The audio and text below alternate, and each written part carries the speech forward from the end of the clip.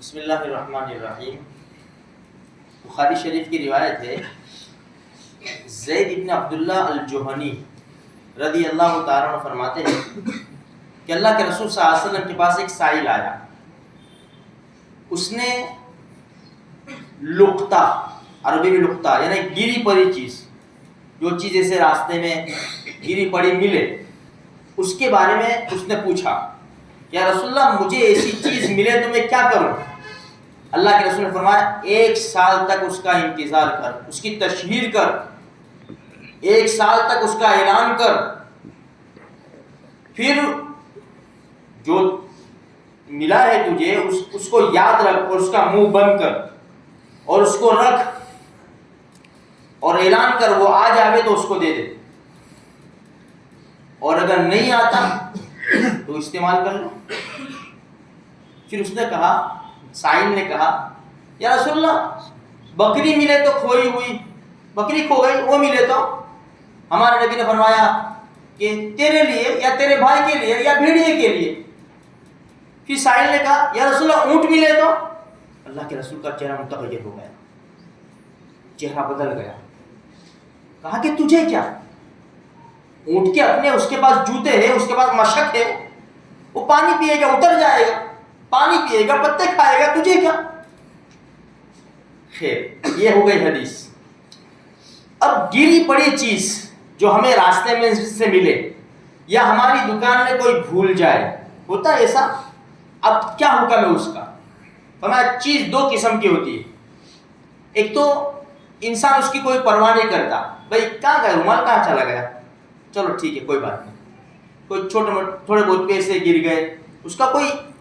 تو ایسی چیز ملے تو کوئی حرج نہیں، اگر اس کو رکھو۔ پھر بھی اگر کوئی ایسا گاڑی گمان ہو جاوے کہ اب نہیں آئے گا، اسی چیز لینے کون آئے گا، تو اس کو استعمال کر لو۔ لیکن چیز قیمتی ہے، کسی کے ڈاکیومنٹ ہے یا تو گولڈ ہے یا پیسہ زیادہ تعداد میں ہے یا ایسی قیمتی چیز ہے، وہ مل گئی یا ہماری دکان کے اوپر کوئی رکھ کر چلا گیا، یا تو راستے میں پڑی تھی کہ اگر میں نہیں اٹھاؤں گا تو ضائع ہو جائے گی، کوئی دوسرا لے جائے گا، ہو سکتا ہے اب استعمال کر لے گے اس کو،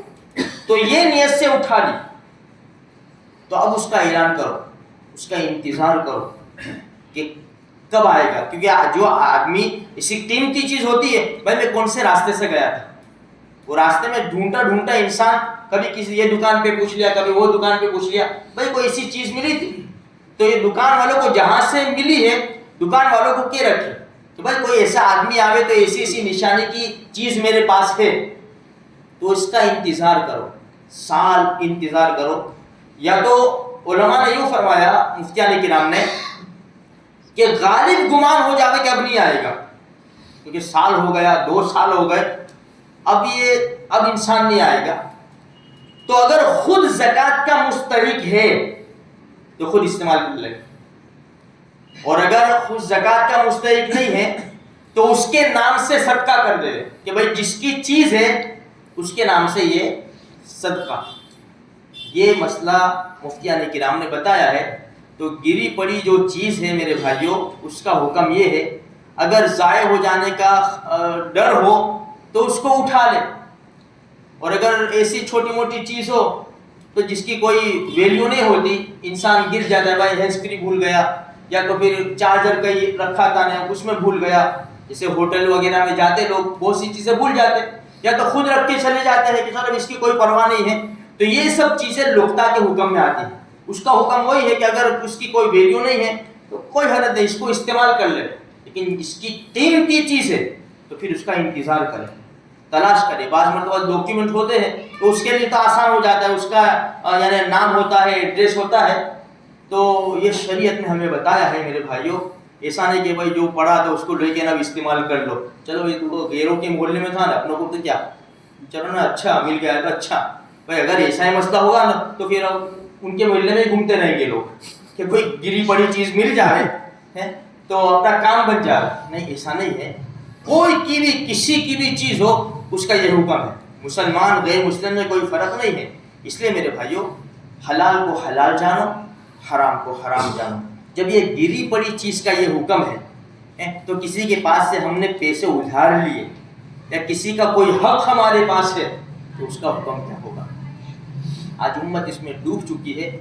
صلی اللہ تبارک و تعالیٰ سے دعا ہے, حدیث میں بھی آتا ہے آتِ کل ذی حق حقہ, ہر ایک حق والے کو اس کا حق دے دو, تاکہ قیامت کے میدان میں ہم صاف ستھرے بالکل کلین اللہ کے سامنے حاضر ہو جائے. کوئی بوجھ, کسی کا بوجھ ہمارے سر کے اوپر, کندھے کے اوپر نہ ہو, اس لیے کہ قرآن میں کیا ہے, وَلَا تَزِرُ وَازِرَةٌ وِزْرَ أُخْرَىٰ, کوئی کسی کا بوجھ نہیں اٹھائے گا. بھائی میرے گناہ تو میرے اوپر, فلاں کے گناہ تو فلاں کے اوپر. کوئی ایک دوسرے کی وہاں ہیلپ نہیں کرے گا, مدد تو یہاں مل جاتی ہے, وہاں کوئی مدد نہیں ملے گی. اس لیے ہم اس طرح زندگی گزارے جسے ہمارے رب نے فرمایا ہے اور ہمارے نبی نے بتایا ہے. اللہ مجھے آپ کو سارے مسلمانوں کو توفیق بخشے.